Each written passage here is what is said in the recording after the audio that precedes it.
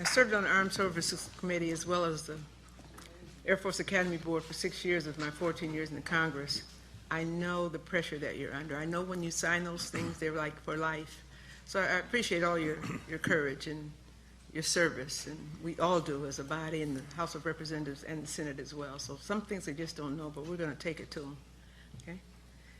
Come on, Mr. Dolan. Thank you, Madam Chair and committee. I am not a former member of the United States military, but I have devoted my life to researching the matter of UFOs and national security. What we know from research and archival work is that from the beginning of the atomic age, there have been good reports, very good reports, of unknown objects with extraordinary capabilities being in the vicinity of our most advanced nuclear facilities. They certainly appear to be interested, if not always tampering, definitely interested. We're fortunate in having obtained a few items of interest through the Freedom of Information Act. It's obvious that much remains beyond our reach, but what we have is definitely of interest. I'm going to describe a few of these cases to you, but first I want to describe an event that is not in a declassified document. It's a written account from a credible witness that really is quite fascinating. This is from a U.S. Navy officer named Byron D. Varner, who wrote a privately published book. It's called Living on the Edge, an American War Hero's Daring Feats as a Navy Fighter Pilot, Civilian Test Pilot, and CIA Mercenary. There's an interesting title for you. The book includes a UFO encounter by another Navy pilot, a man named Rowland Powell. And both of these gentlemen were interviewed at length by the then head of the Mutual UFO Network, with Mr. Walter Andrus. Mutual UFO Network, or MUFON, is the largest civilian UFO organization in the U.S., has been for years. So here's what happened. In July 1945, near the close of the Pacific War, the Hanford Atomic Facility, located in the state of Washington, one of the key elements of America's new nuclear infrastructure, was there. Now, although by this time no one was expecting a Japanese threat to it, as the end of the war was near, but there were still standby aircraft, armed and ready at all times, just in case anything were to happen.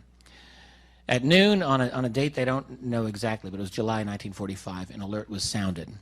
Radar had detected a fast-moving object that was now in a holding pattern directly above the Hanford plant.